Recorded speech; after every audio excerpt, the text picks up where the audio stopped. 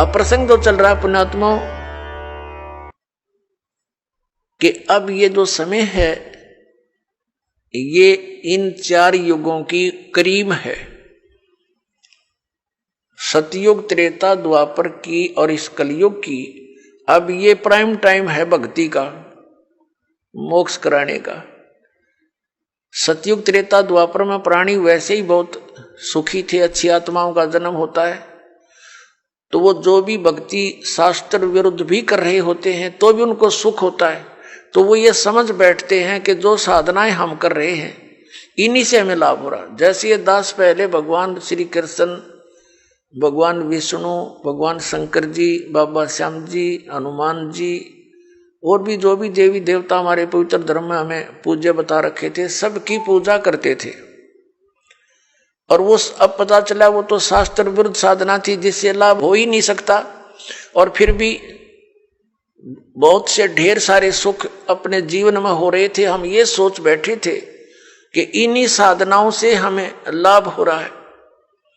अब पता चला कि उन्हीं पूजाओं को करने वाले हमारे पड़ोस में, गांव में, उनके सर्वनाश हो गए। कभी बुद्धि नहीं गई कि ये भी वही पूजा करते हैं और इनका कति नाश हो गया और हमें कैसे लाभ मिल रहा है। वो प्रारब्ध कर्म ही हमें प्रफुल्लित हो रहा था। जिनके प्रारब्ध में पाप थे वो पाप उनको कैर तोड़ रहे थे, जिनके प्रारब्ध में सुख थे, पुण्य कर्म थे, उनको फल मिल रहे थे। पूजा दोनों ही एक जैसी कर रहे थे। अब ये पता चला कि जो साधनाएं हम कर रहे थे उनके प्रतिफल से हमें कोई सुख नहीं था। ये हमारे पुण्य संस्कार थे, पिछले जन्म के संग्रहित जो प्रारब्ध बनाकर हमें दिए गए थे वही प्रफुल्लित हो रहे थे।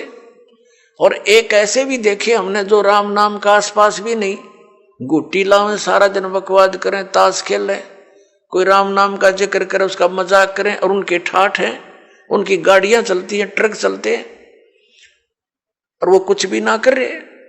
तो अब पता चला तत्व ज्ञान की रोशनी में कि वो सर्व उनको प्रारब्ध ही प्राप्त है।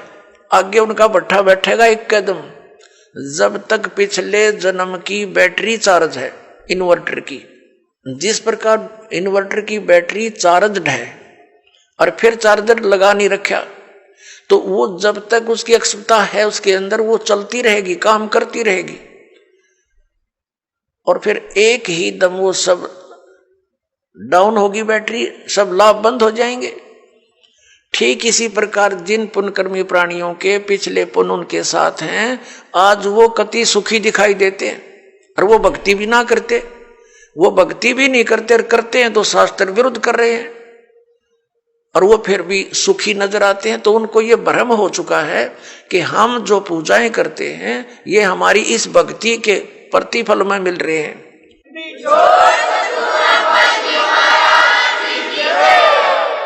तो ये उनकी भूल है।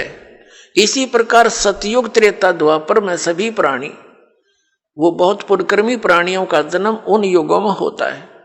तो उनके पूर्व जन्म के संस्कारों से उन्हें फल लाभ मिलते रहते हैं। वो सोचते हैं हम सुखी हैं इसी साधना से।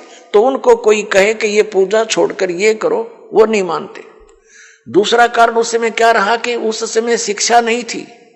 शिक्षा के अधिकारी केवल एक ब्राह्मण वर्ण के व्यक्ति होते थे, वही पढ़ते थे, वही अपने बच्चों को शिक्षा देते थे आध्यात्मिक ज्ञान की। संस्कृत के पढ़ने का किसी को अलाउड नहीं करते थे। वैसे पाठशालाओं में पढ़ा जरूर जाता था, लेकिन अध्यात्म मार्ग का ज्ञान उनको नहीं दिया जाता था, ना उनको अधिकार होता था सदग्रंथों को पढ़ने का। जैसा भी वो बताते थे उसी आधार से वो केवल क्रिया ही करते थे। गुरुजी ने जो मार्गदर्शन किया उसी तरह वो क्रियाएं करते रहे। और दूसरा ये था कि उस समय एक वेदों को ही आधार मानकर ज्ञान दिया जाता था, अन्य कोई शास्त्र या कोई विचार कोई व्यक्त नहीं करता था। कोई शास्त्र सदग्रंथ अन्य नहीं था वेदों के अतिरिक्त।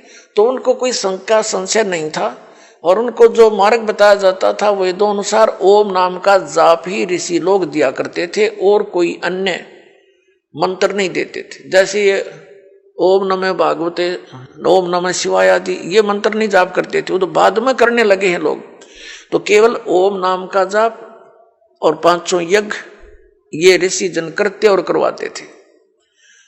तो उस समय जो साधना वो ओम नाम का जाप और गुरु परंपरा से करते थे, उनको भविष्य की पुण्य तो एकत्रित होते थे, लेकिन लाभ उनको पिछले संस्कारों से मिल रहा होता था।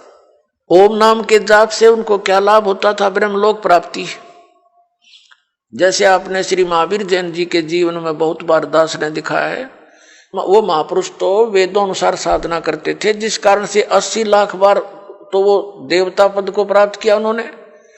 और फिर कितना कैर टूटा पाप के कारण, 60 करोड़ बार गधा, 30 करोड़ बार कुत्ता और बिल्ली हाथी, पता नहीं कितनी बार उन्हें ऐसे कष्ट भोगे।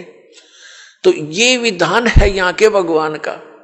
तो सतयुग त्रेता द्वापर में कोई भी प्राणी परमात्मा के इस ज्ञान को ग्रहण नहीं कर सकता। कोई ये कहे कि ब्रह्म से ऊपर भगवान है, और कोई ये कहे कि श्री कृष्ण और राम से ऊपर कोई शक्ति है, विष्णु और ब्रह्मा से ऊपर शक्ति है, तो सतयुग त्रेता द्वापर में लोग नहीं मानते, क्योंकि वो स्वयं सुखी होते। और इन कलयुग में क्या है, इस काल न करी थी हेरा फेरी हमारे साथ। क्या हेरा फेरी की थी कि परमात्मा से कहा था कि जब तुम्हारा वो प्राइम टाइम आवेगा कलयुग में पार करने का, तो उससे पहले मैं अनेकों पंथ, अनेकों मजहब बना दूंगा, सबको भ्रमित करवा दूंगा, मंदिर मस्जिद गुरुद्वारे और इन तीर्थों तक सीमित कर दूंगा, श्री राम कृष्ण देवता आदि पर पूर्ण दृढ़ कर दूंगा। और जब तेरा कोई संत आएगा, तेरा अवतार आएगा इस अज्ञान का नाश करने के लिए, तो उसकी कोई नहीं सुनेगा। इसलिए काल ने कलयुग का समय परमात्मा से मांगा था कि कलयुग में आप कितने ही प्राणी मुक्त करा लेना। परमात्मा को पता था, कबीर परमेश्वर जी को, कि सतयुग त्रेता द्वापर में ये प्राणी दुखी नहीं होंगे, इनके पुण्य इनके साथ रहेंगे, ये मेरे विचारों को कतई नहीं मानेंगे। और कलयुग में काल ने चाल चली थी कि इनको नास्तिक कर दूं, ये भक्ति चाहे ही नहीं, कोई आवे तो उनका संदेश वाहक परमात्मा का, तो ये सुना ही नहीं। जैसे पूरा चीन नास्तिक हो गया, पूरा रूस नास्तिक हो गया। काल का ये दाव था कि भारतवर्ष को भी नास्तिक कर दूं। इसके लिए इसने कौन से कदम उठाए? पहले तो बुद्ध धर्म की शुरुआत की। बुद्ध धर्म के ऊपर परमात्मा ने दया करी, आदि शंकराचार्य को भेजकर उस बुद्ध धर्म को बंद किया और अपना धर्म चला दिया। काल भगवान ने उसको भी ग्रिप कर लिया। उसने श्री कृष्ण, श्री राम, श्री शंकर जी को सुप्रीम पावर बताकर हमारे ऊपर ये पूरी साधनाएं थोप दी, और फिर साथ में मंदिर, ये तीर्थों और ये धामों की पूजाओं पर लगा दिए, बंदरों की पूजाओं पर। अब परमात्मा बड़े दयालु हैं, ये भी उनका एहसान है श्री आदि शंकराचार्य जी का कि उसने हमें नास्तिक होने से बचा दिया। यदि बौद्ध धर्म भारतवर्ष में फैल जाता तो चीन जैसी दशा आज हमारी होती, हम राम नाम बोल भी नहीं सकते थे।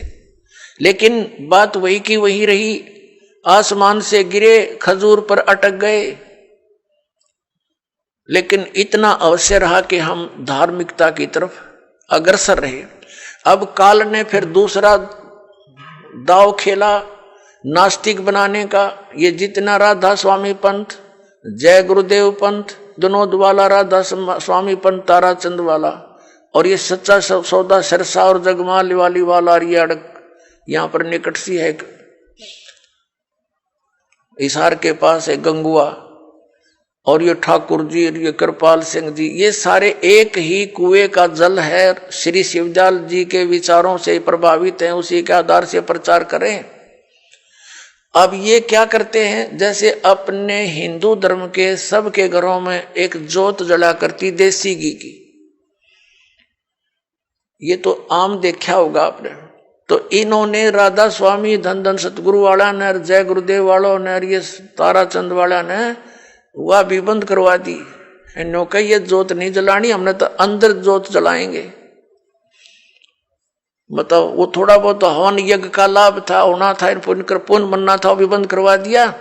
और इनका ज्ञान आपके पास है, वो कैसे वचन सुनाते हो, सतनाम, वही सतनाम है, वही सतपुरुष, वही सार शब्द, वही सार नाम, वही सचखंड, वही सतलोक, वही राधा स्वामी। ये इनकी अकल देखो।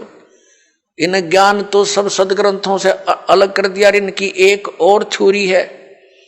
इनके महापुरुष कहते रहे हैं कि हमने वेदों और गीता को पढ़ने की आवश्यकता नहीं, हमारा ज्ञान तो इनसे आगे का है। जो थोड़ा बहुत गीता जी को नित्य पाठ करके ज्ञान यज्ञ का लाभ मिलना था वो बंद करवा दिया, इन ग्रंथों से नफरत करवा दी। तो ये पक्के काल के दूत थे। अब कुछ वर्षों के अंदर आप देख लेना, अगर ये नहीं इस मार्ग पर लगे तो सब नास्तिक हो जाएंगे, चीन जैसी स्थिति हो जाएगी इन लोगों की। लेकिन अब परमात्मा दया करेंगे, सबको ये ज्ञान स्वीकार करना पड़ेगा, नहीं तो इस मनुष्य जीवन को नाश करके वो बहुत कष्ट उठाएंगे जो इस ज्ञान को स्वीकार नहीं करेंगे। दास कोई उनकी बुराई में नहीं बोल रहा, इस दास को ये पता चल गया कि हम एक पिता की संतान हैं, और यहाँ का जो काल भगवान है वो नहीं चाहता कि इनको यथार्थ ज्ञान हो। सदग्रंथ हमारे पास है और गुरु हमने बना रखे। हमारे हिंदू धर्म के गुरु हमें नहीं बता पाए सदग्रंथों में क्या प्रमाण है, इसके विरुद्ध लोक वेद सुनाकर हमारा बट्ठा बैठा दिया इन्होंने। तो दास का उद्देश्य सभी पुण्यकर्मी प्राणियों से है, यही है कि आप जी सच्चाई को ग्रहण करें, पूरा अच्छी तरह जांच करें जो दास शब्द बोलता है, और फिर इस तत्व ज्ञान को ग्रहण करें और अपना कल्याण करवा।